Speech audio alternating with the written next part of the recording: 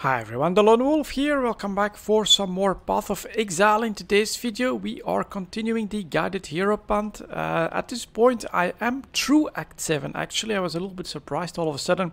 I was back basically in the ancient pyramid, did a bit of a climb, bit of a descent, and then all of a sudden it was like a spider boss, and that's it. So there's also not much to say on the guide itself. It doesn't give you too many specific tips for Act 7, but one thing that I can tell you is that if you did all the Ascendancy trials there in Act 7 and 6, I think it's just 3 of them or 4 of them, you can get in here, and that's actually pretty important, and that is what I'm trying to do here, is the Ascendancy, so that I can get some extra point there, I believe. So here we go. I am trying to find my way through this labyrinth, and I already defeated the boss 2 times. So I just need to do a 3rd time and try to basically get him. Oh, that's pretty convenient. Just straight through and I get back to the sepulcher right here. And then I can press current location. And so I need to get down there. And that's normally where the boss will be. Alright. Some handy things. Definitely a flask that gives you movement speed, which is what I'm using right here, is pretty handy. Also something like a leap is pretty good as well from time to time to cut down on some of the traps. They can be very annoying. So we're just going to do a little bit of traveling here, try to find our best way through. And you can do a lot of these trap things. If I'm not mistaken, there's even ways that the boss can like drop more stuff. But since, man, that's really fast, we get back to the domain crossing. Oh, and that's not gonna be the final part yet, because there's apparently still one more arrow to go. Now I'm at domain crossing, and so I think I'll want to go over there. So I'm gonna actually stick to the left side of this. See where that leads me. But yeah, the build, this totem with magma orb is feeling still pretty damn strong. Although I must also say Act 7 felt like a bit of a slog, but then with a sudden end. I thought I was maybe halfway through, all of a sudden final boss, and you're opened up for Act 8. That was quite a surprise. There's the next gate. So that also does mean that I basically rushed through a little bit, not looking too much except for my for this. That's still something that I'm closely following the guide for. So up here we've got that damage. Now I'm heading down here for, let's see, what was I heading for? Right here we've got all of this totem stuff. And then you take a left, you get another jewel socket, I believe. And then down here, you get a lot of life. I think that those are my next goals. Here is the Aspirant's Trial. Aspirant can afford to be promising. And that's... An emperor must keep those. Let's maybe put some stuff in the stash, like that.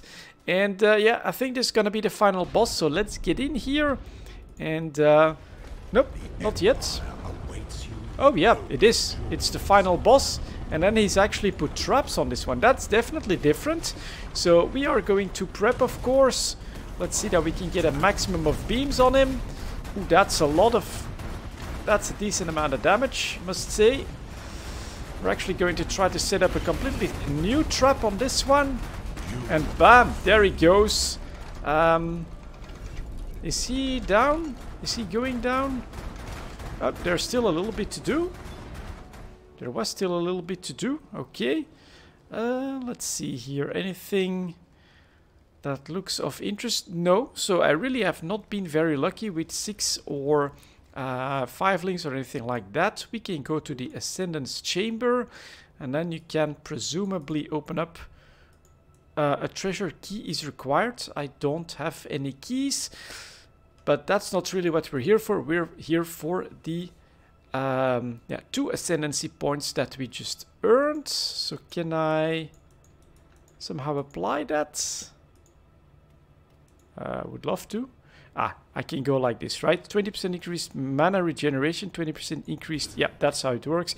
And then here, Ritual of Awakening, 50% increased totem placement speed, 3% more damage per totem. You generate mana per second You regenerate 0.5 of mana per second per totem. Skills that summon a totem summon 2 totems instead. Such a nice quality of life. And then you and your totems regenerate 1% of life per second per totem. Alright, sounds like a pretty powerful one for a totem build. So we're going to take that. And then, yeah, basically you could do more in here if you feel like you've got the time and the energy, and you could then unlock some of these reward chests as well. The divine font, I'm not sure. Use a skull on a pair of gloves or boots to add a random enchant. Let's see if I take this stuff out. Nope. Do I then just click on that and then physical leached as life? So there's definitely stuff that I still need to learn myself here. This is the very first time that I even did the ascendancy stuff, but it shows you that it is actually pretty damn important. And then we can return to town this way. And where do I return? Oh yeah, it is in Act 3, of course.